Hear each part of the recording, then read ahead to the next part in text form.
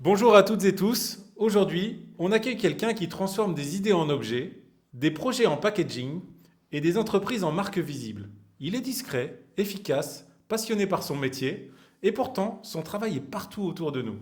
Dans les sacs, les packaging, les supports commerciaux des entreprises locales et nationales. Aujourd'hui, je suis ravi de recevoir Frédéric Dacosta, président et fondateur de Compact VF. Salut Frédéric, merci d'être là. Salut Michael, merci de me recevoir. Aujourd'hui, tu vas nous parler de toi, de ton métier. Donc, en priorité, je vais te laisser te présenter après cette introduction. Eh bien écoute, je suis Frédéric Dacosta, bientôt 50 ans, 25 années d'expérience dans la communication par l'objet sur une toute petite partie de ma carrière et la plus grosse partie, effectivement, sur le packaging, où j'ai évolué toutes ces dernières années avec plein d'entreprises différentes et plein de projets différents qui m'ont emballé, sans vouloir faire de jeu de mots, qui m'ont permis de rencontrer énormément de personnes, voilà, qui m'ont amené effectivement il y a 3 ans, 4 ans maintenant à fonder Compact VF et à voler de mes propres ailes et à capitaliser un petit peu tout ce que j'avais construit pendant ces années. Voilà. D'accord, donc ça, c'est ce qui émerge récemment, enfin, si on se parle quand même en années. Maintenant, tu parles de 25 ans. Qu'est-ce qui a été ta première rencontre avec le monde du packaging et de l'objet publicitaire? Comment t'en es arrivé là? Alors en fait, ça a été sur une histoire de culot au départ. J'ai postulé à un poste d'assistante commerciale dans une boîte d'objets pub qui avait à l'époque à Vierzon. Et à l'issue de l'entretien, j'ai regardé mon futur patron droit dans les yeux en lui disant: mais vous n'avez pas besoin d'une assistante, vous avez besoin d'un bon commercial et je pense que je vais faire le job. Et il a aimé cette impertinence. Donc voilà, il m'a embauché et effectivement, il a eu plutôt raison visiblement, parce qu'un an après, j'avais multiplié le chiffre d'affaires de la boîte par deux. J'ai fait rentrer un de mes meilleurs amis qui s'est occupé lui des achats quand moi je m'occupais de la responsabilité commerciale de l'entreprise. Et c'est quelqu'un qui était pas un super patron, mais un gars qui m'a mis en tout cas des ailes dans le dos dès le départ et qui m'a laissé beaucoup d'autonomie. Et il y a 24 ans, je me retrouvais à gérer des comptes nationaux, puisque j'ai réussi à ramener des comptes comme Monsieur Bricolage, MMA. Euh, et ça, c'était des gros comptes nationaux, donc à cet âge-là, c'était plutôt valorisant. Et puis, voilà, nos chemins se sont séparés au bout de 4 ans. Et j'ai rencontré quelqu'un qui était tout nouvellement directeur commercial d'une société qui faisait du sac plastique, tout simplement, et qui appartenait à un groupe français qui était à l'époque le numéro 3. Et il avait une problématique, il avait besoin d'avoir quelqu'un qui connaissait le monde de l'impression et qui allait s'adresser à des industriels. Donc il m'a demandé un petit peu d'être le traducteur au milieu de tout ça, puisque je connaissais effectivement bien le monde de l'impression, et de rencontrer des gens de marketing, mais dans le milieu industriel. Voilà. Donc je me suis retrouvé à faire du sac plastique, du film imprimé.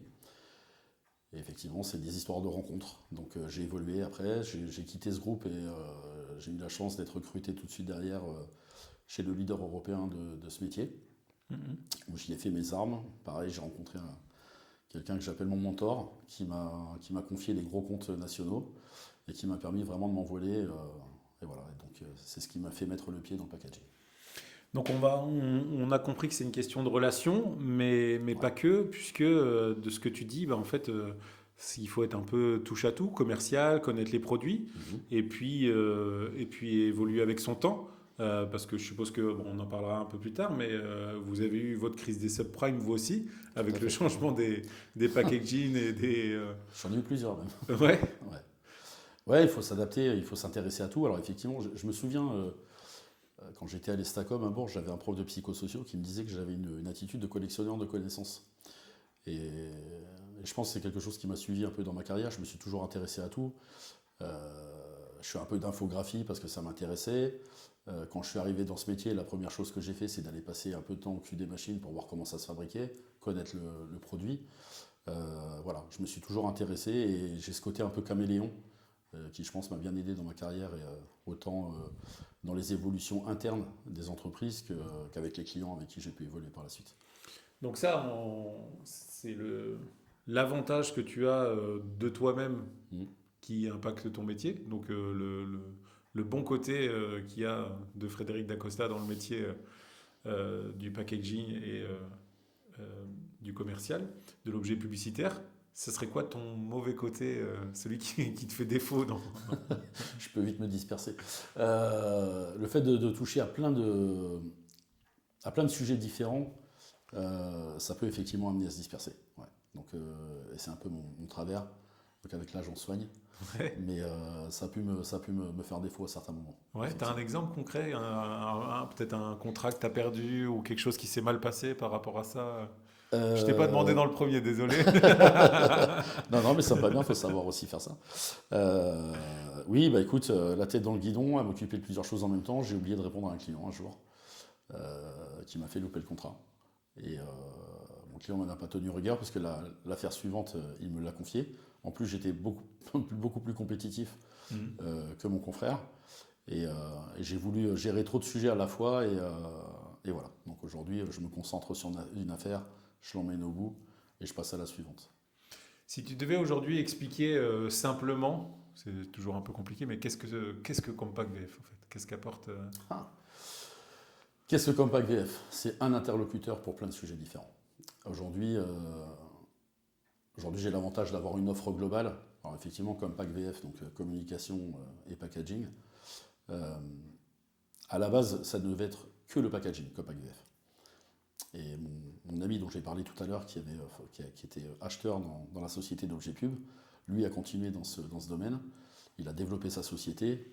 Le commerce, c'est pas trop son truc. C'est un très bon acheteur, un très bon sourceur.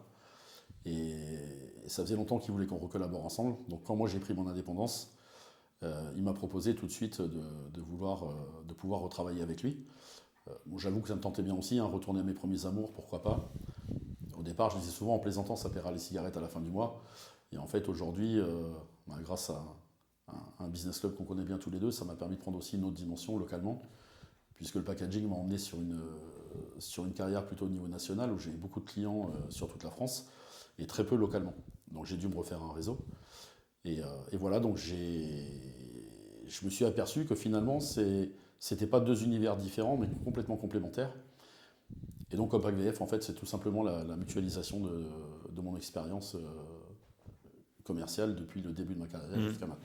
Et c'est là qu'on voit, encore plus dans ton exemple, mais que chaque métier, on s'en fait une idée et c'est un métier à un instant T, ce que j'essaie de représenter dans les podcasts aujourd'hui, mais que dans les années qui viennent ou dans les mois qui viennent, puisque là on ne se parle pas non plus, Hmm, c'est des choses qui peuvent évoluer. Enfin voilà, quand tu dis que ça pouvait payer les cigarettes en fin de mois, en plus aujourd'hui tu fumes même plus. exactement. Donc Donc c'est du net maintenant. c'est ça. Donc ok, ouais, bonne description. Et quel parce que en soi, aujourd'hui, tu trouves des solutions, tu résous des problèmes pour les entreprises, c'est quoi Ouais, alors il y a ceux qui savent ce qu'ils veulent, ils m'interrogent, ils me disent voilà, ils ont un cahier des charges précis, que ce soit dans l'objet pub ou dans le packaging. Et puis il y a des gens qui vont venir me consulter en me disant dans l'objet pub, c'est toujours la question un peu difficile de dire qu'est-ce qui est tendance en ce moment. Mhm. Et en fait, comme c'est des cycles permanents, je dirais, il y a 25 ans, je vendais des stylos, je vends toujours des stylos aujourd'hui. Alors les designs ont un peu changé, mais voilà, il y a des immuables de l'objet publicitaire. Le textile, c'est pareil. Le stylo, c'est ton best-seller? Pas forcément. La carte de visite? Aujourd'hui, honnêtement, ça serait plus le textile. Ok. Ouais, c'est le textile où j'ai le Pourtant, plus c'est de un demandes. budget un peu plus. Ouais, Parce que les coûts mais des textiles ont peut-être baissé par rapport à il y a 10 ans ou 15 ans, non? les techniques de personnalisation aussi qui ont évolué, qui permettent d'avoir des produits un peu plus quali Mhm. que ce qu'on faisait avant. Il y a encore des gens qui me parlent de flocage, par exemple. Flocage n'existe quasiment plus. Euh, Aujourd'hui, on a des impressions en transfert, ce qu'on appelle DTF, donc c'est du transfert haute résolution et haute qualité, avec des choses qu'on peut faire en 3D, comme le suite que l'on a fait ensemble pour le B2A. Euh, les coupes des vêtements aussi sont beaucoup plus travaillées. Avant, tu avais deux marques à peu près sur le marché. Mhm. Aujourd'hui, tu en as beaucoup plus. Ils ont travaillé sur les collections, sur des choses un peu plus stylées. C'est devenu moins basique. Donc ça permet. Puis ces techniques justement de marquage qui ont évolué, même la broderie a évolué. Quand je vois les qualités de broderie il y a 20 ans et ce que l'on fait aujourd'hui, ça n'a plus rien à voir. Donc, et c'est plus accessible en même temps. D'un point de vue coût, les évolutions technologiques, techniques d'impression ont permis d'avoir des vêtements plus accessibles. Aujourd'hui, un petit artisan qui veut se faire 5 t-shirts, Mhm. il y a plus accès aujourd'hui que celui qui a 20 ans, il voulait Oui, faire le 5 coût est t-shirts. quand même assez diminué pour Ouais, pouvoir. tout à fait. Parce qu'avant, Ouais, c'est vrai qu'on pensait, enfin, dans ces domaines-là, bah, il faut des commandes en gros, c'est pas de mon échelle ou des choses comme ça. c'est sur la personne qui m'appelle qui C'est. me dit je veux faire un t-shirt.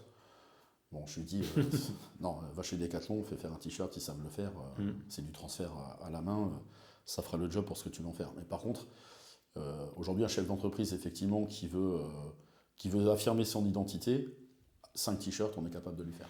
Il y a des saisonnalités dans tout ça? Je veux dire, en ce moment, on est en hiver, période de la doudoune, de... Ouais, c'est ça, effectivement. Ouais. En ce moment, on me demande pas mal de doudounes. On a les soft shell aussi, qui sont des blousons avec un. C'est trop tard ou pas? S'ils te les demandent maintenant pour maintenant. Maintenant, aujourd'hui, c'est pas encore trop tard. Demain, ça sera peut-être. D'accord. Ah, la période de fin d'année, elle est très chargée dans ce métier, forcément. Il y a les cadeaux d'affaires de fin d'année. Il y Les a calendriers. budgets. Ouais. Alors, les calendriers, c'est pas trop mon. Ça n'a jamais été mon truc. D'accord. Ouais. J'ai eu une expérience au tout début de ma carrière où je te disais, j'avais 23-24 ans, où je me suis retrouvé un peu mal à l'aise avec les calendriers, les collections de calendriers qui pouvaient exister à l'époque, pour les routiers notamment. Mhm. Et je me suis retrouvé avec une acheteuse qui avait 55 ans, une femme pleine d'assurance.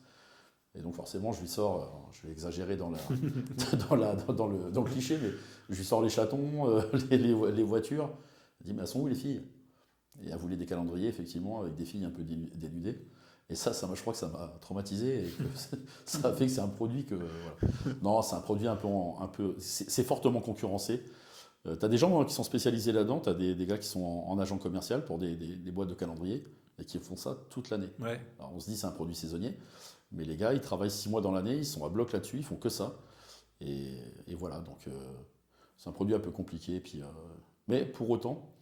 On pourrait se dire que c'est aussi un produit obsolète parce qu'on a tous nos calendriers sur nos téléphones, sur nos tablettes, etc. Mais je sens qu'il y a un renouveau, il y a des gens qui me demandent. Voilà. Donc les clients. Parce qu'en fait, il y en a de moins en moins. Donc moi, je vois bien que mes clients me Ouais. disent, bah aujourd'hui, on veut des calendriers, mais il n'y en a plus. Avant, tout le monde en avait. Voilà. Et maintenant, aujourd'hui, il n'y en a plus. Et en plus, ils veulent pas des petits, ils veulent des grands. Et, c'était saturé avant. Tout le Ouais. monde en avait, il les jetait. et là, aujourd'hui, il n'y a plus personne. Quoi. Exactement. Parce que c'est un coût supplémentaire et du coup, bah, chacun va chercher sa petite... C'est comme les frites maison dans un restaurant, Ouais. c'est devenu un élément de différenciation. Oui, c'est vrai. Hein. Donc moi, je prospecte pas dans ce sens-là. Mhm. Par contre, si un client me le demande, oui, je sais les faire. Voilà. C'est quoi les erreurs les plus fréquentes que tu vois chez tes clients? Les erreurs les plus fréquentes chez mes clients. Le meilleur produit au coût le plus bas? Ouais, alors c'est ça. C'est demander, ouais, vas-y, je veux un produit pas cher. Mhm. Et là, je leur explique que c'est votre image que vous diffusez. Donc, quand vous allez donner, si on prend l'exemple du stylo, donc on parlait tout à l'heure qui est le produit le plus basique, si tu prends un stylo bas de gamme, il y a ton nom dessus, tu vas le diffuser, les gens ils vont commencer à écrire avec. Au bout de 5 fois, il n'écrit plus, il va se casser dans la main. Il va se dire, mais il se fiche de moi, il m'a filé quelque chose, il n'a aucune considération pour moi. Mhm. Alors que si tu lui donnes un beau stylo, l'exemple de notre ami Sylvain, qui est quelqu'un qui a un positionnement plutôt premium dans l'immobilier. Sylvain Collot. Sylvain Collot, tout à fait. Il m'a demandé un stylo un peu premium, avec une gravure laser. Voilà, il était très content de ses stylos, il les diffuse, les gens lui demandent. C'est devenu un peu l'objet collector de Bourges, tout le monde veut les stylos de Sylvain Collot. Bah alors, Donc c'est valorisant. tu n'es pas au courant, mais il est là. Il est là. Donc, Sylvain, il est ravi de ses stylos et je suis ravi de lui avoir fait parce que moi, ma première satisfaction, c'est celle de mes clients. Après, qu'on me dise, ouais, t'as fait un super stylo, c'est pas ça qui me fait vibrer. Ce qui me fait vibrer, c'est que Sylvain me dise, merci, c'est exactement ce que je voulais. Voilà. donc en plus, tu fais mes enchaînements. Hein. C'est un exemple de projet dont tu es particulièrement fier. Ça serait peut-être pas dans l'objet pub. Alors, un exemple de projet dont je suis particulièrement. Tu l'as Alors, dit d'abord la satisfaction client, mais Ouais. maintenant si on se parle de projet. si on se parle de projet, Ouais. il y a un petit projet qu'on a fait tous les deux. C'est le suite que j'ai sur moi. D'accord. Parce que, alors déjà, on a fait ce truc-là tous les deux, quand tu étais président du B2A. Et on a travaillé sur un produit peut-être basique au départ, qui est le suite, mais on a fait, alors là, ça se voit pas parce qu'on parle, mais cette impression qui est un peu en 3D, etc. Et ça a été un succès. Et tout le monde est venu nous remercier quand à la fête de fin d'année, on a remis ces suites. Il est efficace. Hein. Il est efficace et c'est exactement ce que ça représente quand je dis à un client le textile, quand je parle de personnalisation de textile, c'est le côté fédérateur et le côté appartenance. Et dans notre groupe, au B2A, c'est vrai que les gens sont fiers d'appartenir au B2A, on est plutôt un groupe sympa et reconnu, donc il y a ce sentiment d'appartenance. Donc voilà, donc ça c'est dans l'univers objet pub. Dans l'univers du packaging, après, c'est un milieu complètement différent. Hein. Je travaille pour plein de marques au niveau national.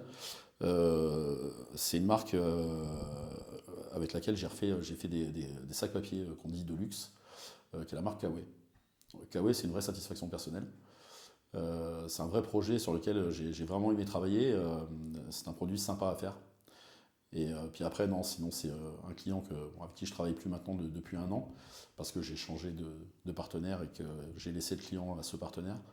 Mais j'ai travaillé pour la société Decathlon pendant 15 ans.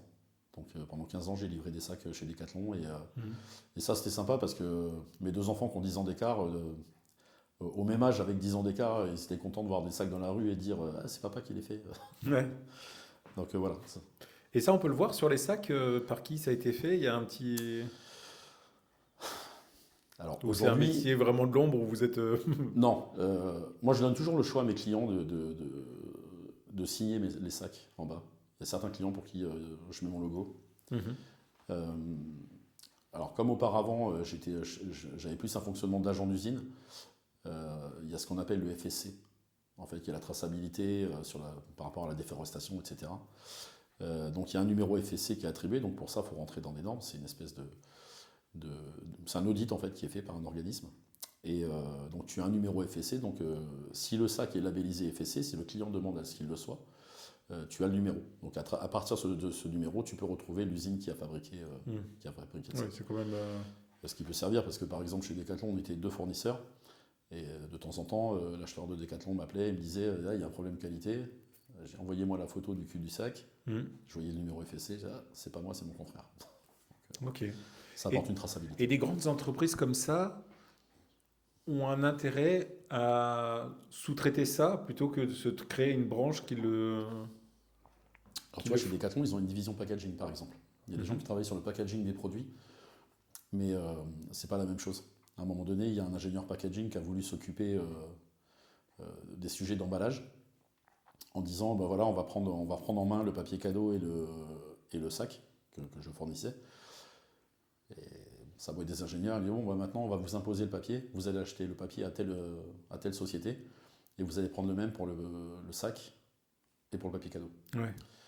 Et en fait, techniquement, c'est juste pas possible. Donc, Mais c'est pas la même robustesse. Enfin, pas oui, puis alors, donc le service achat de Decathlon qui s'occupait de ça a gardé la main là-dessus et ils ont pris des vraies décisions qui étaient vraiment RSE en disant bon, bah, de toute façon, voilà, on va pas aller acheter du papier en Europe de l'Est ou en Scandinavie pour le ramener sur les lieux de production. C'était une hérésie en fait. Donc voilà, il y a des entreprises qui ont des services dédiés à ça, qui vont développer des packaging, etc. Mais tout dépend du produit. Si c'est du sac, il n'y a pas vraiment besoin d'avoir un ingénieur pour le développer, quoi. Après, par contre, pour le packaging, vraiment le packaging sur mesure, comme les boîtes, les coffrets ou les sacs papier dont je parlais tout à l'heure, donc plutôt les sacs papier de luxe, qui sont faits à la main, qui sont faits soit en Asie ou en Europe de l'Est, ou en Turquie. Là, ça va demander un peu plus de travail. Sac papier automatique comme Decathlon, c'est des formats standards qui sont sur machine, 100% automatisés. On part sur des formats existants, on ne fait pas de sur-mesure. Ok. Voilà. Ton client le plus insolite? Mon client le plus insolite. Alors là, il faut que je fouille dans la mémoire parce que j'ai eu des trucs. Ah, moi, j'ai une idée. Tu as une idée? Ouais. Enfin, en tout cas, tu m'en as parlé. Après, c'est peut-être pas celui-là, mais Ouais. une entreprise conviviale. Ah La Fédération française de l'apéritif. Ouais, encore une histoire de rencontre. C'est parti sur une blague sur LinkedIn. Je découvre la Fédération française de l'apéritif. Et je lui envoie un message en lui disant on a une passion en commun, c'est l'apéro. Mais moi, accessoirement, je pourrais peut-être faire tes sacs papier.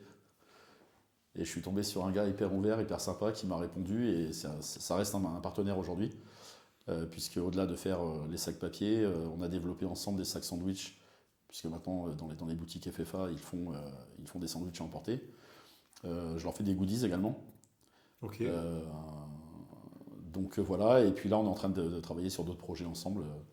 Donc voilà. Mais ouais, Fédération française de l'apéritif, souvent en plaisantant, effectivement, tu m'entends dire, c'est mon client préféré. Par rapport à ce que tu dis, on voit que tu as plein d'interlocuteurs, que ce soit les entreprises ou les fabricants. En fait, tu es dans un métier où tu es énormément entouré, mais en même temps, tu es solo. C'est ça. C'est le paradoxe de Compact VF, c'est que je suis tout seul, mais je suis très entouré. Alors c'est vrai que j'ai des usines avec lesquelles je travaille, c'est des gens que je connais depuis... enfin, je ne me suis pas improvisé là-dessus, c'est des gens que je connais depuis des années, avec qui il y a une vraie relation de confiance, je peux m'appuyer sur eux. Maintenant, j'ai un partenaire au Vietnam pour tout ce qui se passe en Asie, qui a ses bureaux sur place. On était ensemble hier, on était en train de bâtir des nouvelles stratégies, et c'est quelqu'un qui aujourd'hui est en mesure de mettre une assistante dédiée, qui sera au Chi Minh, qui ne sera pas à Bourges, mais voilà, qui peut travailler à distance et qui peut être complètement dédié. Donc je suis plutôt bien entouré, effectivement. Ok. C'est ce qui me permet de garder mon autonomie et cette sacrée indépendance que je revendique souvent. Si on devait faire une cartographie de tes partenaires, ça se trouve où? Ça se trouve au Vietnam, ça se trouve en Chine, ça se trouve en Espagne, ça se trouve en Turquie, ça se trouve en Bulgarie et ça se trouve en France. Ok. Voilà. C'est un peu tout ça. Pas de Portugal. Il y a un peu de Portugal. Mais c'est trop facile d'en parler. Forcément, c'est mes origines. Donc, Puis ça fait plus, ça fait plus travail quand il retourne, quoi. Ouais, après on va croire que je travaille avec mon cousin. Et on va être surpris qu'il ne travaille pas dans le bâtiment. Non, c'est mon associé en objet pub, notre plus gros grossiste, en fait, effectivement, il est au Portugal. C'est un gros importateur. Ah oui, ok, donc je disais ça comme ça pour te lancer sur. Non, mais c'est vrai. C'est parce Ok. que justement, j'en parle pas souvent. Notre plus gros fournisseur, il est au Portugal.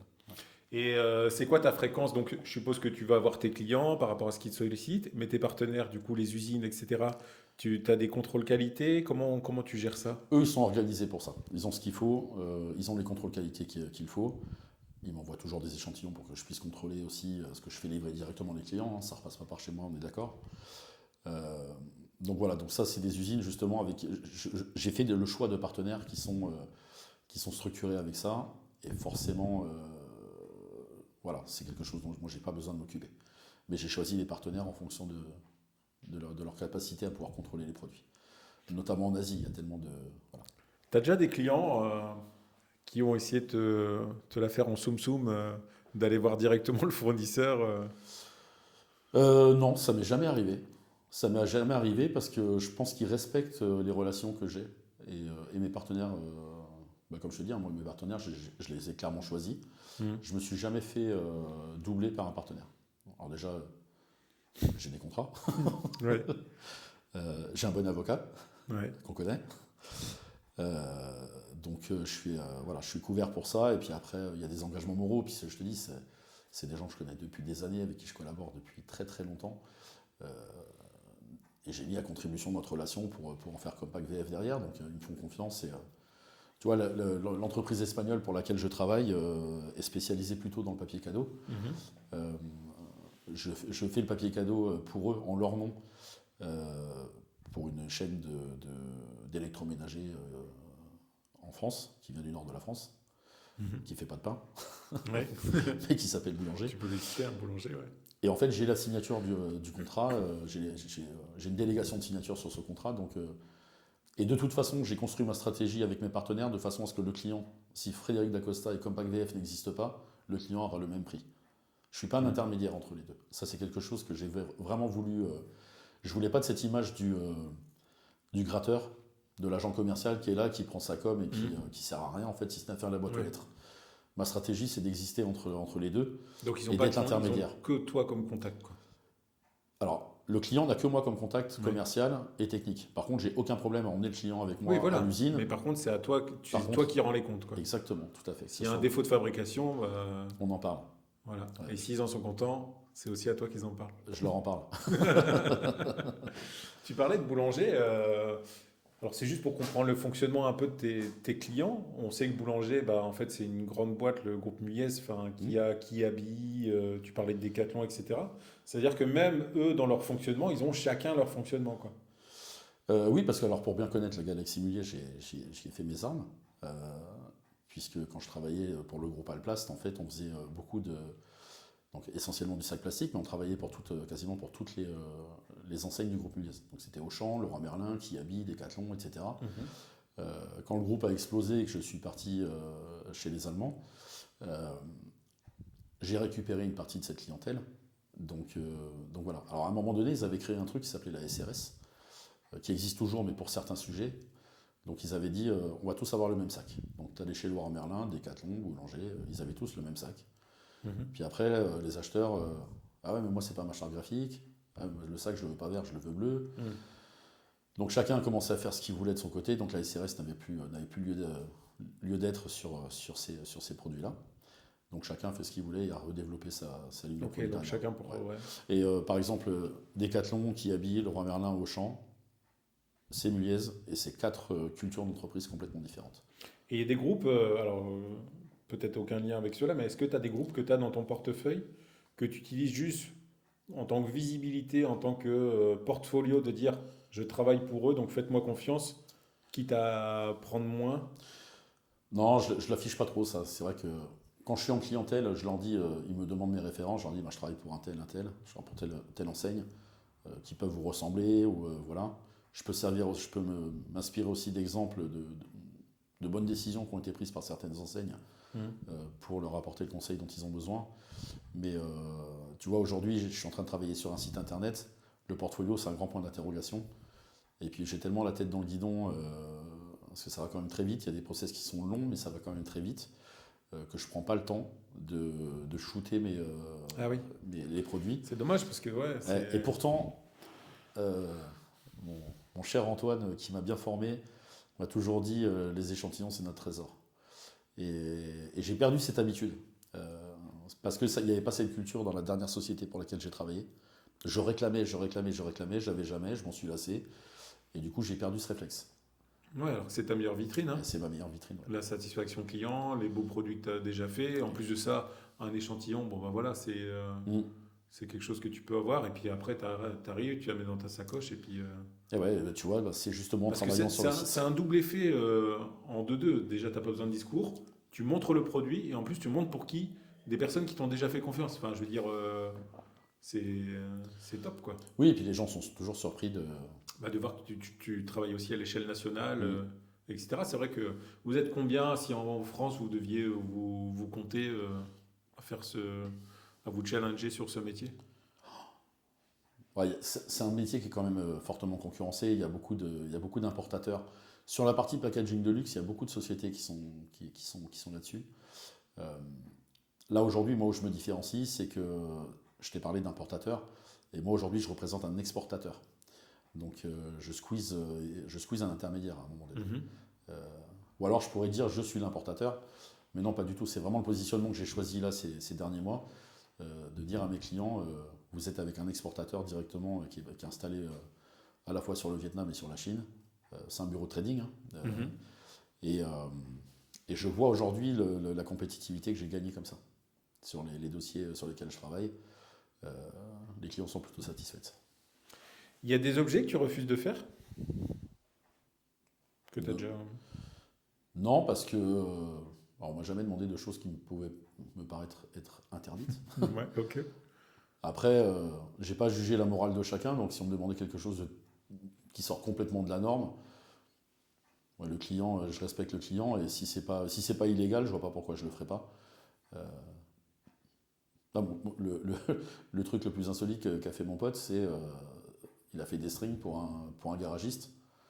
Alors je me demandais à quel moment le garagiste pouvait offrir les strings à ses clients, Ouais. si ce n'est de les accrocher au rétroviseur. Mais voilà, j'ai fait. Il y a longtemps, j'ai travaillé sur des sacs pour un magazine coquin. Ok. Euh, et comme c'était fabriqué en Allemagne, les gens en Allemagne avaient rigolé parce que ça s'appelait swing et tout le monde sait ce que ça veut dire swing en Allemagne.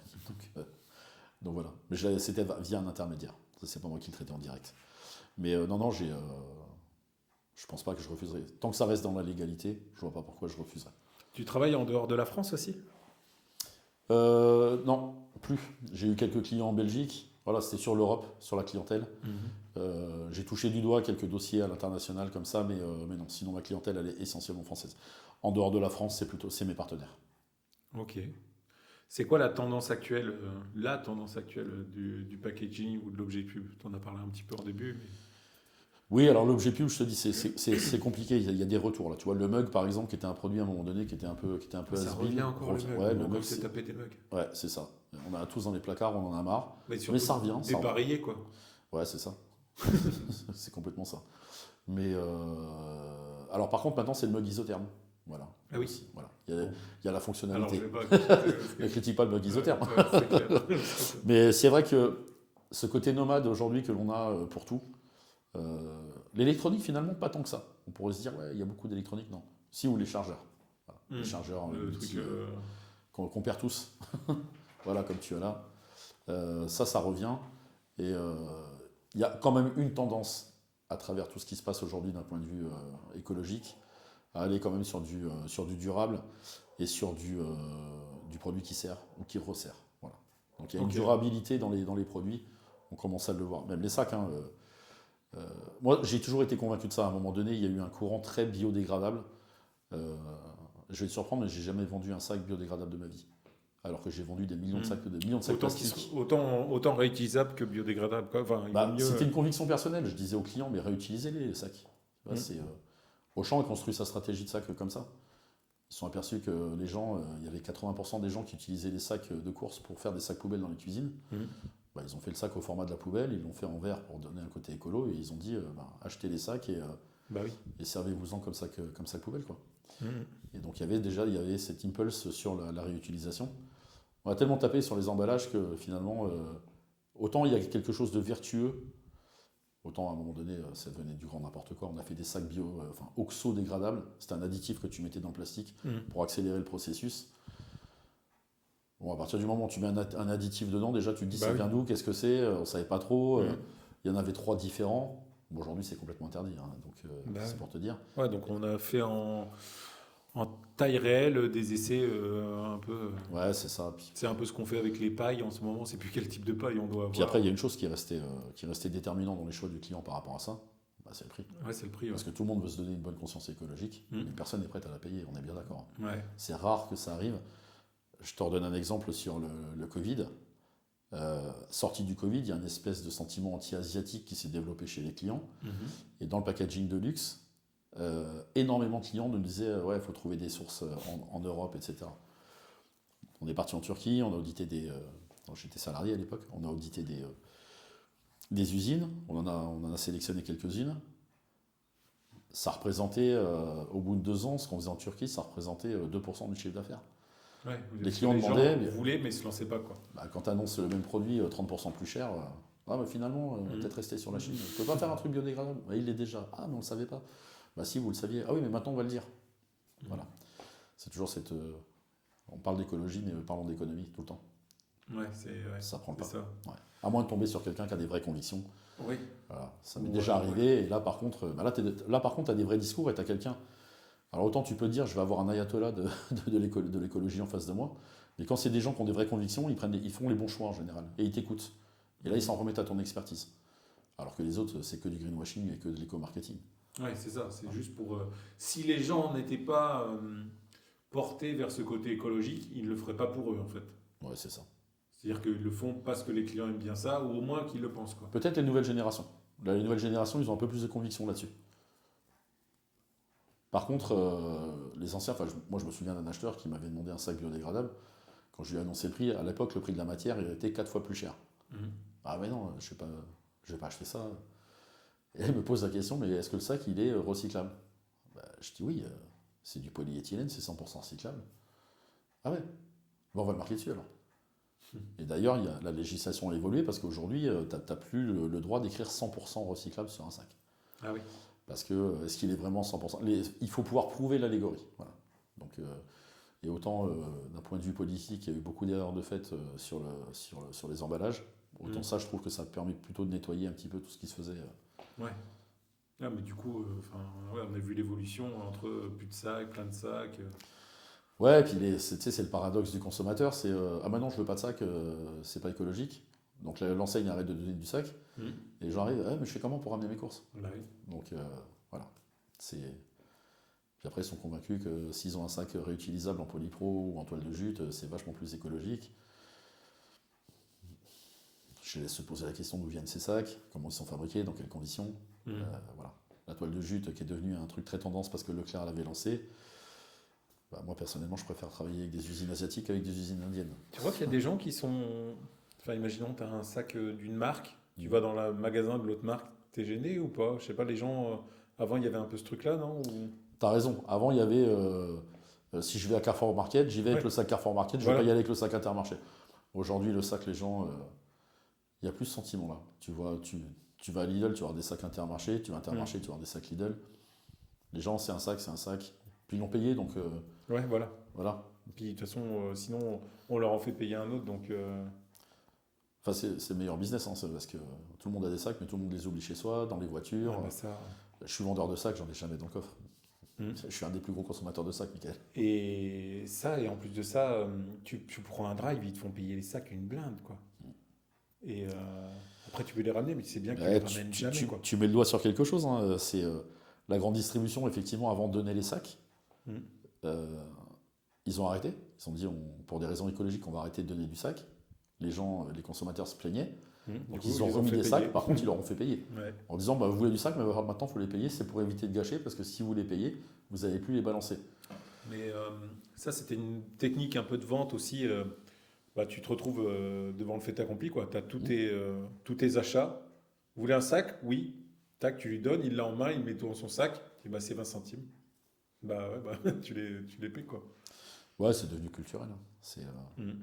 C'est devenu des centres de profit pour la grande distribution, maintenant. Ouais, je me demande ce que c'est. Ouais, Enfin, ça l'était plus vrai il y a quelques années. Aujourd'hui, bah, c'est avant, pareil, ça évolue. avant, ils n'avaient aucun profit sur les sacs, puisqu'ils Ah les non, offraient. c'était un vrai coup. Il Ah les oui, offrait, voilà. donc c'était un coup, c'était 100% dehors, quoi. Ouais. Et Donc, aujourd'hui, ça s'est bien retourné, quoi. ça s'est plutôt bien retourné, ouais. Bah, c'est le consommateur qui les paye. Mm. Même s'il les payait avant, Ouais, indirectement, mais aujourd'hui, il le paye l'écologie a directement. toujours bon dos. On va dire que le commerce prend toujours le côté Alors, positif. je ne citerai pas l'enseigne de qui a inventé le sac à 3 centimes, mais c'est comme ça que ça s'est fait. C'était de dire, ah ouais, bon, bah, on va leur faire payer. Et puis, et j'ai assisté à ça, hein. J'étais assez surpris. Mais bon, les gens, ils ont pris, ils ont dit, ah non, mais effectivement, on va payer le sac, il y en aura moins. Parce qu'il y avait cet engouement écologique à ce moment-là. Ouais, et puis souvent c'était bah, vous pouvez m'offrir le sac. Ce qui est bizarre, Ouais. c'est que dans certaines enseignes, tu te permets, d'autres non, quoi. Oui, et alors, après, tout dépend le pays. C'est vrai qu'on a, dans l'univers du textile, par exemple, longtemps, les magasins, c'était l'hôtesse de caisse, ou le vendeur ou la vendeuse qui déterminait s'il allait faire payer le sac ou pas au client. On leur laissait le choix, selon le panier moyen. C'est vrai, quand tu arrives dans un magasin, tu en achètes pour 30 euros. Donc t'achètes un costard, t'aimes bien avoir le truc au moins pour Exactement. Après, si tu arrives dans un magasin où t'en mets pour 1000 balles et on te dit, bah, vous allez payer le sac 15 centimes, il y a un décalage, quoi. Donc voilà. On le voit dans le luxe, hein. Dans le luxe, il y a aucune marque qui fait payer les sacs. Ça fait partie de l'image. Et ils ont gardé le premier sens du packaging, qui est un service au client. Oui, c'est vrai. Et il y a l'identification, c'est pour ça qu'ils font des trucs très chiadés, très.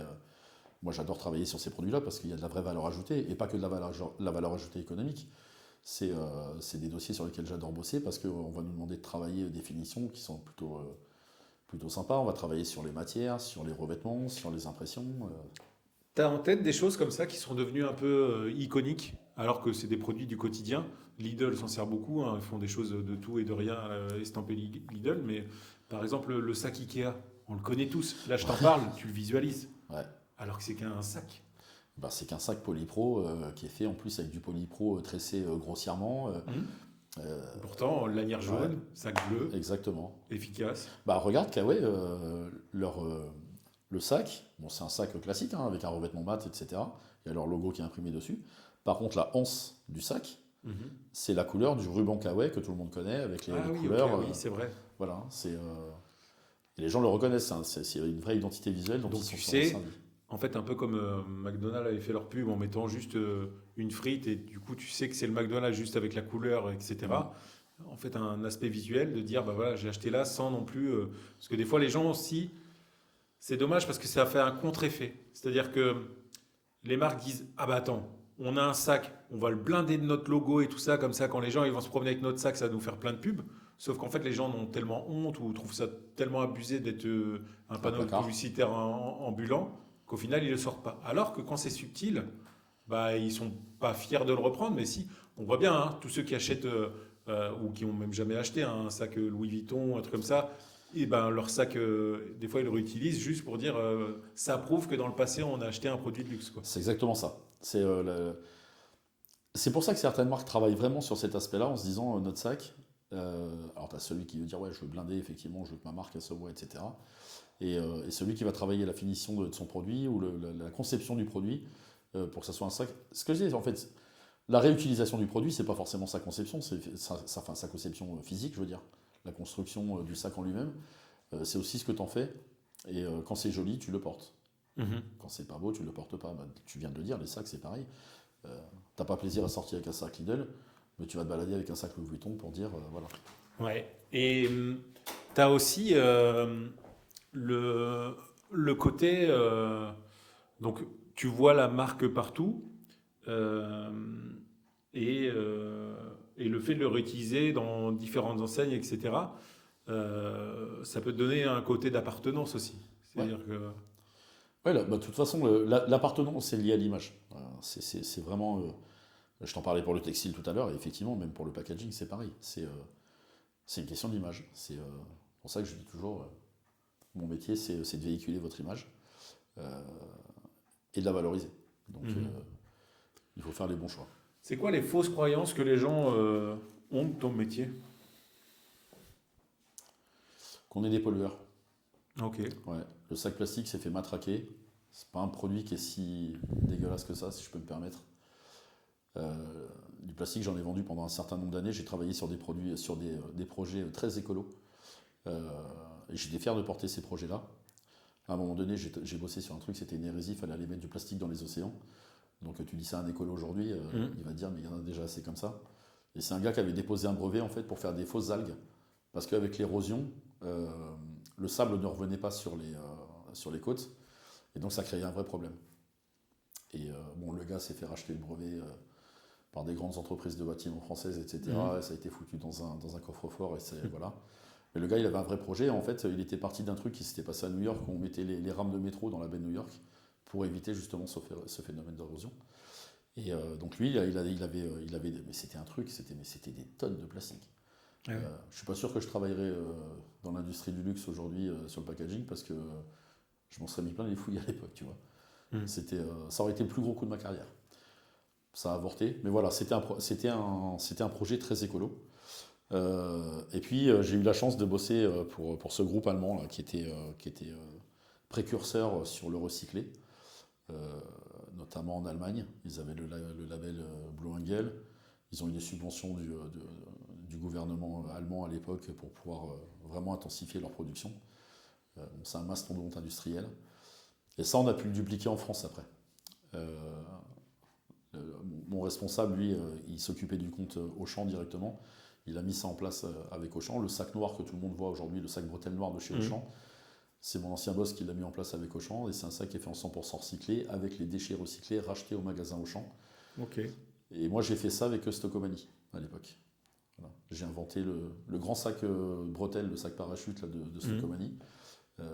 C'est moi qui l'ai développé avec cette enseigne il y T'as a des 15 ans. sacs comme ça, hein. Par exemple, le sac Action, on le voit, on le reconnaît aussi. Ouais, alors c'est marrant parce que le sac Action, enfin, ils n'ont rien inventé. Bah oui, C'est un sac, c'est un sac tout simple, c'est un sac blanc. polypropylène, Ouais. tissé ou intissé, blanc avec le logo Action. Mais comme quoi. Et Voilà. pourtant, je pense qu'il n'y a personne qui. Bah aussi, peut-être un peu comme au Lidl, de dire ouais, wouhou, j'ai acheté à Action. Non.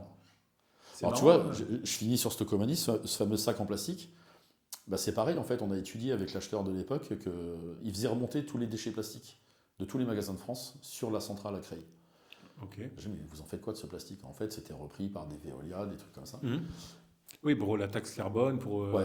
Et donc on a dit, ben voilà, nous on va vous racheter le déchet plastique. On avait monté une usine à Lens Mhm. de recyclage à côté de l'usine qui fabriquait des sacs bretelles pour la GMS française.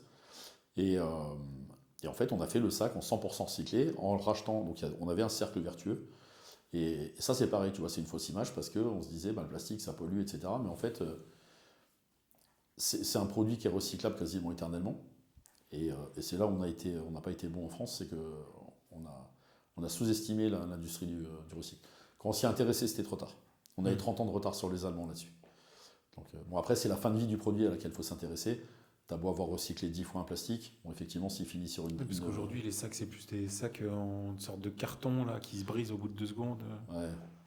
Bah, t'as ça aussi, hein, c'est que t'as le respect du consommateur. Si tu lui mets un sac cheap entre les mains, et qui sort avec ses courses et que les courses finissent sur le bitume, en termes d'image, c'est pas ouf, quoi. Donc ils font attention à ça. Mais un sac plastique, par contre, effectivement, si tu le laisses traîner, il va finir sur une plage et on connaît les conséquences. Donc c'est la fin de vie du produit, en fait. Mais c'est aussi une question d'éducation. Oui, c'est ça. Au Maroc, c'est très simple. Tu y allais. D'ailleurs, petit clin d'œil, le sac plastique au Maroc, on appelait ça le mica. Et moi, la première fois que je suis allé à Casablanca, je suis sorti de Casa, j'étais outré. Tu avais des sacs qui traînaient partout. Le roi, il a tranché, sac plastique interdit au Maroc. Force est de constater qu'il n'y a plus de sacs qui traînent. Voilà. Ok. Donc voilà, des fois, il faut juste rééduquer les gens, en fait, tout simplement. Et du coup, ils font comment les gens? Ils font le sac papier. Ils font le sac papier. Et après, bon, le papier, il est biodégradable, donc il y a moins de conséquences. Il y a moins de conséquences. Visuelles, en tout cas. Donc, on sait que le client parfait n'existe pas, mais à quoi il ressemble pour toi? Le client parfait, pour moi, c'est celui qui a conscience de ce qu'il achète. Voilà. À partir du moment où il sait ce qu'il veut et qui a un sens de l'écoute. J'ai pas prétention, moi, à donner de leçons à mes clients, mais j'ai envie qu'il y ait un vrai échange. Et je parle souvent de partenariat plutôt que de partenaire que de client, en fait. Ouais. Au même titre qu'avec mes fournisseurs. J'ai vraiment envie que ça soit des win-win. Je veux avoir le plaisir de travailler avec lui, je veux qu'il soit satisfait du travail que je lui apporte, qu'il s'en remette à mon expertise. Mais par contre, je ne vais pas lui donner de leçons et je vais vraiment écouter ses besoins. C'est vraiment quelque chose que j'ai appris dans ma carrière. Ça, tu sais, tu as toujours cette question de dire quelle est ta plus grande qualité. Pendant des années, après avec l'âge, tu finis par le comprendre. Et je me suis aperçu que moi, c'était l'empathie, en fait. Et donc quand j'ai des clients avec qui il y a un vrai feeling, qui ça passe bien, voilà, le client parfait, c'est celui-ci. On dirait le client parfait, c'est celui qui va pas m'emmerder. Non, mais après, tu es content aussi quand tu de faire des beaux trucs, quoi. Tu sais, je suis arrivé dans ce métier. Moi, le fil conducteur de ma vie, c'est la communication, c'est les relations avec les gens. Je suis quelqu'un de. J'aime les gens. Voilà. Si t'aimes pas les gens, faut pas faire ce métier. J'aime rencontrer des nouvelles personnes. Ça, on l'a toujours dit dans la vente. Ah ouais, c'est ça. Gens. Tu vois, les vieux aigris, c'est des gars qui, en général, qui réussissent pas, quoi, dans ce métier. Tu les vois dans les restos, ils sont tout seuls dans un coin, et avec la cravate défaite. Et voilà, c'est ça, en fait. C'est un métier de rencontre. Donc, et la timidité n'a rien à voir avec ça. Moi, je me souviens, les premiers clients. Timide, mes premiers clients, Michael, je rentrais, excusez-moi, je regardais mes pompes. Aujourd'hui, je suis quelqu'un de plutôt à l'aise, mais voilà, c'est vraiment une question de, je pense, d'aimer les gens et de la communication. Pour moi, c'est plus le métier. Les gens qui sont venus dans ce métier par opportunisme et qui sont des vrais opportunistes, des arracheurs de commandes, etc. Mais c'est des gars qui font pas carrière dans ce métier. Ils ont changé 5 fois de métier, ces gens-là. C'est vrai que maintenant, quand je regarde derrière moi, je suis arrivé à un moment donné où j'étais dans ce métier, en tout cas dans le packaging, j'étais un des plus jeunes. Et aujourd'hui, quand je me retourne, je me dis, ouais, t'es encore là, en fait. C'est marrant, parce que du coup, t'amènes ma prochaine question. Tu me parles de ton évolution au fur et à mesure des années. Comment tu vois ton métier dans 5 ans?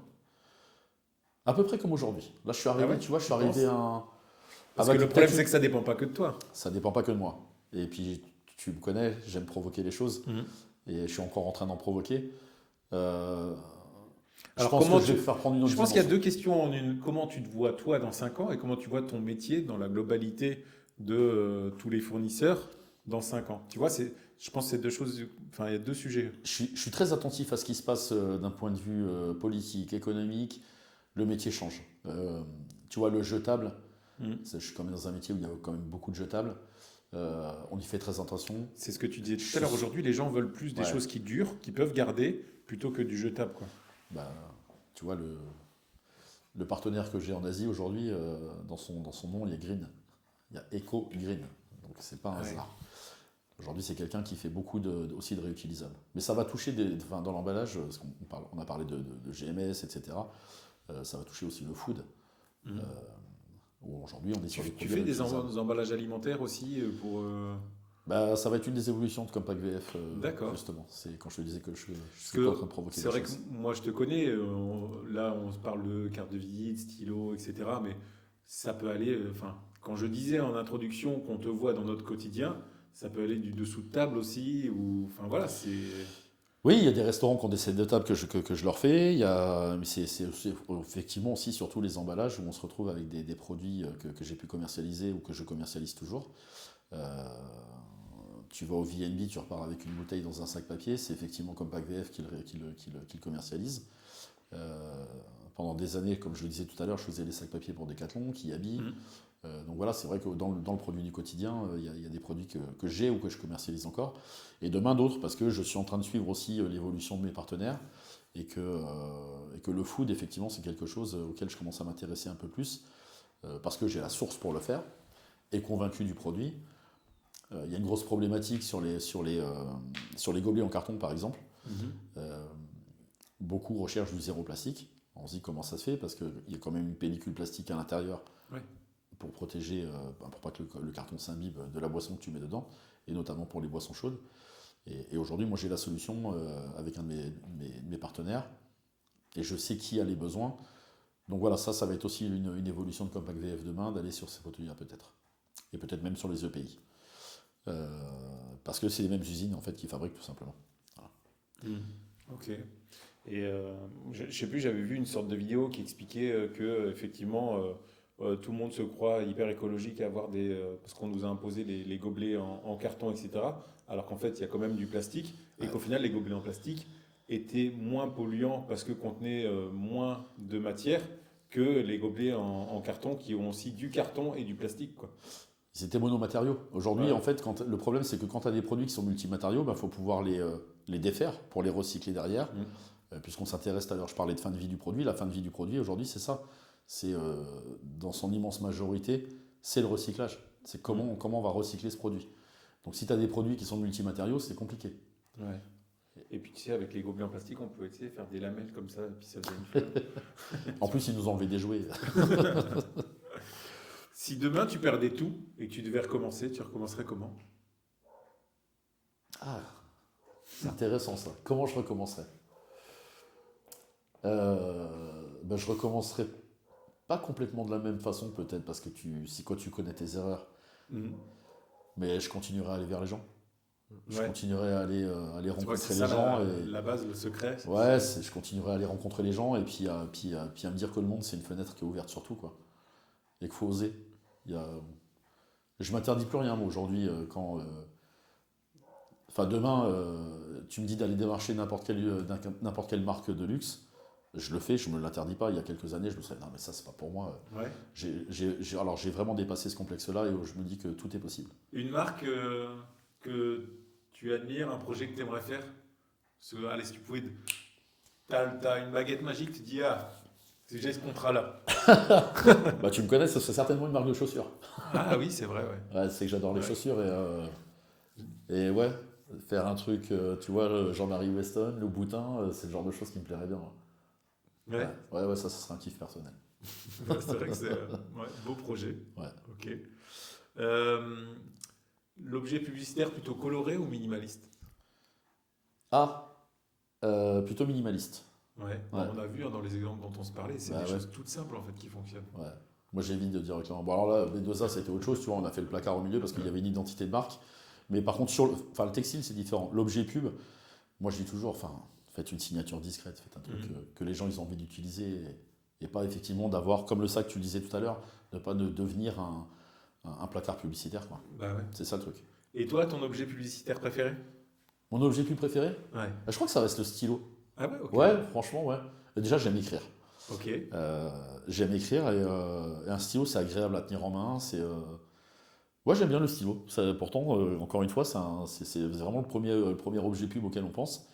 Mais j'aime bien cet objet. Ouais. Une dernière question avant que tu nous dises où on peut te retrouver, etc. Si Compact VF devait être un objet, qu'est-ce que ça serait? Une boîte. Une boîte? Ouais. Une boîte à secret, une boîte à malice, une boîte à plein de choses. Parce que c'est quelque chose qui s'ouvre. Ok. Voilà. Ouais, quelque chose d'ouvert et qui peut renfermer de belles choses, quoi. Exactement. Exactement. Ok. Il faut la découvrir. Tu sais, faut aller voir ce qu'il y a à Ouais, l'intérieur. puis moi, enfin, on l'a tous fait. Tu as une boîte, tu peux la personnaliser, Exactement. t'en fais 10 000 choses d'une boîte. Ouais. Quoi. Là, mais le kiff de mon job, hein, moi, aujourd'hui, c'est ça, c'est le meilleur kiff que je peux avoir là-dessus, c'est le sur-mesure. Vraiment personnaliser le produit. Parce que tu prends un stylo, il n'y a rien dessus, et tu réécris, tu refais quelque chose dessus, tu mets une signature, un logo qui est fait. Et même un sac, tu prends un sac papier, c'est un sac papier, mais après, une fois que tu as mis une dorure à chaud dessus, avec un logo discret, etc., ça peut faire un truc très sympa tout de suite. La façon dont tu vas le personnaliser, c'est ça. Parce que c'est vrai qu'on n'a pas parlé de tout ça, mais il y a aussi toutes ces choses. Il faut aussi être un peu graphiste, il faut savoir Ouais, connaître les polices, Ouais. tout ça, quoi. Ouais, il peut y avoir Parce un que œil esthète aussi. tu parles avec les acheteurs, mais tu parles avec les graphistes, tu parles avec. Tu passes avec les gens du marketing. Ouais. Tous les métiers les plus sympas, quoi. Ah ouais, mais j'ai des souvenirs avec les filles du marketing dans certaines boutiques. Bon, les acheteurs, c'est pas non plus les plus. Ah, les acheteurs, bah, c'est pour ça que j'ai toujours évité la grande distribution. Moi, Ouais. j'ai évité au maximum parce que bosser qu'un cost killer, il n'y a rien d'intéressant. C'est que pour parler de prix, c'est pas la peine. Par contre, parler de projet, ouais, puis c'est vrai que j'ai bossé avec des enseignes qui étaient hyper sympas. Une 10, Etam, voilà, c'est des rendez-vous sympas, Michael. Ok. Bon, merci Frédéric. Où est-ce qu'on peut te retrouver alors, si on veut soit être client, soit comprendre un petit peu ton Sur métier. les réseaux, on me retrouve sur LinkedIn pas mal. Je délaisse un peu les autres réseaux, mais je suis en train de travailler dessus. Je suis en train de travailler sur la création d'un site internet. Donc voilà, donc les gens peuvent me trouver principalement sur LinkedIn en ce qui concerne les réseaux sociaux. Puis les gens de Bourges, quand ils tiennent au courant de ce qui se passe dans les meilleurs des réseaux, ils savent qu'ils peuvent me trouver au B2A. Ouais. À partir de quel projet on peut te solliciter? À partir de N'importe lequel. n'importe lequel. Ouais, il y a même des particuliers des fois Il y qui en a m'ont qui sont appelé pour des gênés choses. qui osent pas. Tu penses qu'il y a beaucoup de gens qui se freinent en se disant non, mais de toute façon, je vais pas l'embêter pour 5 t-shirts ou. Enfin, je dis pas 5 t-shirts, mais tu vois. Ça peut arriver parce qu'il y a des gens qui m'ont dit ouais, je veux te demander ça, mais je veux pas t'embêter avec ça. Et je leur dis mais non, mais en fait, il n'y a pas de petits clients. Mm. Moi, j'ai fait des choses pour des clients avec qui je bossais très très bien, sur des choses pour des grosses séries. Et je leur ai fait, enfin, même à titre perso, c'est arrivé qu'un gros client me dise tiens, je vais avoir un truc, je fais un enterrement de vie de garçon, j'ai besoin de 5 t-shirts, mais ça tu fais pas. Ben, si, je vais te le faire en fait, il est où le problème? Et d'ailleurs, c'est tu m'as posé une question tout à l'heure sur des exemples. Je vais un peu prolonger le débat. Il y a une grande enseigne de vêtements que je ne citerai pas, une grande marque plonge. Et je fournissais les sacs papier. Ils se font racheter. Je contacte la nouvelle grosse enseigne qui les a rachetés. Et je dis ben voilà, moi j'ai ce stock de papier. Ouais, mais nous, on a notre fournisseur, je n'ai pas besoin de vos sacs. Et au lieu de les faire détruire, je décide de les garder. Quelques mois plus tard, l'acheteuse m'appelle. Est-ce que vous avez encore les sacs? On vient de se faire planter par notre fournisseur. On a zéro stock. Ok. Je lui rate des sacs et elle m'accorde un rendez-vous. Et là, elle me pose une question. Elle me dit on a un magasin test qu'on ouvre et on a besoin de housses de costume. Mais j'en ai besoin de 150. Et j'étais avec mon directeur commercial à l'époque. Et lui, il me regarde. Non, c'est pas faire. Et je la regarde dans les yeux. Je lui dis si, il n'y a pas de souci, je peux vous les faire. Oui. Et en fait, j'avais un petit fabricant du fin fond de l'Aube, il était à côté de Troyes, qui faisait des toutes petites séries. C'est un petit transformateur qui malheureusement n'existe plus aujourd'hui. Et je lui ai fait ces 150 housses. Et derrière, ça a été un de mes plus gros clients. Tu as trouvé une solution. Quoi. Ouais, je suis rentré par la petite porte. Tu vois, j'ai apporté une solution sur un petit truc. Et voilà. Et ce client-là, derrière, j'ai continué à lui faire des grosses séries. Et après, j'ai rencontré les filles du service communication qui faisaient une fois par an. Il fallait qu'elles organisent le truc de la direction, en fait. Voilà. Et je leur faisais une boîte pliante, un tote bag par 30 exemplaires, une fois dans l'année. Tu fais des cadeaux d'entreprise aussi, etc. Alors, ça, normalement, on ne le fait pas. Mais comme usine, on leur faisait faire les grosses séries. On leur disait, ben voilà, il y a service communication, donc on passait ça sur un budget prototypage. Ils nous faisaient 30 prototypes, en fait, et on le faisait.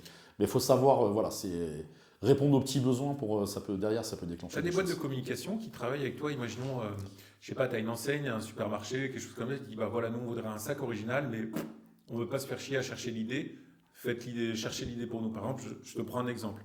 On voit souvent, ce qui cartonne, je sais pas, les sacs réutilisables où tu as le nom des villes. Ouais. Tu sais, en fait, il y a bien quelqu'un qui a eu l'idée un jour, quoi. Ouais, c'est une idée d'appartenance, etc. Je l'ai beaucoup fait, ça, les sacs carte postale, j'en ai fait il y a quelques années, ça avait été un bon truc d'ailleurs. Bah ouais. J'avais fait un bon chiffre d'affaires là-dessus, avec tout le avec une grande enseigne. Je l'avais fait Dire, tout le sud de la France. Sur une saisonnalité, Je on m'étais ferait calé. des sacs printemps de Bourges. Ça serait pas une mauvaise idée, par exemple. On pourrait leur soumettre. Mais j'ai un projet. C'est marrant que tu parles de ça, Michael, parce que j'ai un projet comme ça. Là. Il y a une enseigne locale là, qui font un groupement de magasins et ils veulent refaire un sac estampillé local. Donc ils vont se mettre à plusieurs. Donc là, je vais pouvoir leur faire en direct Asie. Oui, c'est ça, il peut y avoir aussi des regroupements, de dire, bah voilà, nous, à notre échelle, on n'a peut-être pas les moyens de se procurer des sacs estampillés. Mais par contre, si on se réunit, nous, tous dans la même rue, Ouais. est-ce qu'on ferait pas un sac rue d'Oron tu Ouais, vois alors ça se faisait avant, effectivement. Mais c'est toujours, tu sais ce que c'est, hein, c'est compliqué de fédérer les commerçants. Mais avant, les associations de commerçants menaient des opérations comme ça, il y a quelques années. Au début où je suis arrivé dans ce métier, ça se faisait beaucoup. Et ça s'est perdu parce qu'ils n'arrivent pas à se fédérer. Par contre, ça, la GMS l'a compris. Parce qu'ils reviennent à des choses très locales comme ça. Et là, le projet sur lequel je vais travailler, c'est ça. Ok. C'est des magasins locaux qui vont se mettre à plusieurs pour faire un sac, un peu le sac carte postale comme on parlait tout à l'heure. Mais pour répondre à ta question, oui, il y a des agences de communication avec lesquelles je suis amené à travailler sur des projets qui vont travailler sur les designs, sur les graphiques, soit sur des produits très aboutis comme les boîtes, les coffrets ou les sacs luxe dont je te parlais tout à l'heure. Il y a eu une période aussi de ma carrière où j'ai fait beaucoup de sacs plastiques avec des coupons détachables. Ah oui. Et là, par contre, effectivement, je travaillais beaucoup avec les agences de com. Parce qu'ils travaillaient pour les annonceurs directement et c'est avec eux que C'est je vrai qu'il y a travaillais. tellement de trucs à faire, quoi. Quand tu vois les emballages, par exemple, on connaît tous. Est-ce que tu savais, enfin, si je me trompe pas, si c'est encore d'actualité, mais l'emballage du Happy Meal, en fait, si tu le découpes, Ouais. bah, en fait, ça peut te faire une sorte de boîte ou une sorte de chapeau, ou une sorte de couronne. Ouais, En ouais. fait, c'est un truc de fou. Et en fait, en dessous, quand tu l'ouvres, ça te fait ton plateau repas pour ton enfant. C'est-à-dire que tu Ouais, tout l'ouvres, à fait. au-dessus, ça te fait la petite couronne, et puis en dessous, ça te fait le plateau repas. Ah, Quoi. tu vois, je trouve qu'ils communiquent pas assez là-dessus parce Ah que bah non, c'est pas aussi du une tout. réutilisation. Mais c'est dommage, quoi. Ouais, tout à fait. C'est aussi un truc écologique parce que tu réutilises ton produit. VNB aussi, ils ont des trucs sympas. Ils ont des coffrets avec 6 bières dedans, par exemple. Oui. Et en fait, tu as des prédécoupes partout sur la Je boîte connais ça. et c'est des sous-bocs, en fait. Ah oui, ok. Voilà. Donc au lieu de jeter complètement Ouais. la boîte, tu en Et récupères en une même partie. temps, inconsciemment, tu rentres, là on se parle plutôt commercialement, bah, tu es chez les gens en fait. Ouais, c'est ça. Tu as un élément du quotidien chez les gens qui te fait bah, comme la fameuse bouteille de Coca-Cola qui même sans le logo on la reconnaît. Quoi. C'est clair. Donc voilà. Bon, on l'aura compris, il y a énormément de choses à dire. Je pense que Ouais. on verra d'ici quelques années si tes prévisions sur un futur podcast étaient justes. Avec plaisir. En tout cas, je te remercie, Fred. Est-ce que tu un autre endroit, quelque chose à rajouter Non, écoute, Une citation que tu aimes bien les citations que j'aime bien. Ouais. Les plaisirs n'ont de sens que lorsqu'ils sont partagés. Ça, Ok. c'est ma phrase. Et c'est valable dans les affaires aussi. Ouais. Voilà. J'aime faire plaisir aux clients et j'aime qu'ils me fassent plaisir. Un simple merci, ça me suffit. J'ai pas besoin qu'on me mette des lauriers et qu'on me dise ouais, je te remercie d'avoir fait ça pour moi. J'aime bien le truc, on l'a fait ensemble. Tu vois. Et pour l'avoir fait avec toi, encore une fois sur notre association, j'aime bien travailler. Alors je travaille solo, mais j'adore bosser avec les autres. Ouais, voilà, c'est la satisfaction des autres Tout à fait. qui est. Bah, Fred, je te remercie. Si vous avez aimé, n'hésitez pas à liker, à mettre des commentaires, poser des questions à Fred. Il se donnera un grand plaisir à répondre aux commentaires Toujours. sur toutes les plateformes et puis sinon le questionner directement sur son site. Et voilà. Je te remercie, Fred. Merci à toi, Mika. Au revoir.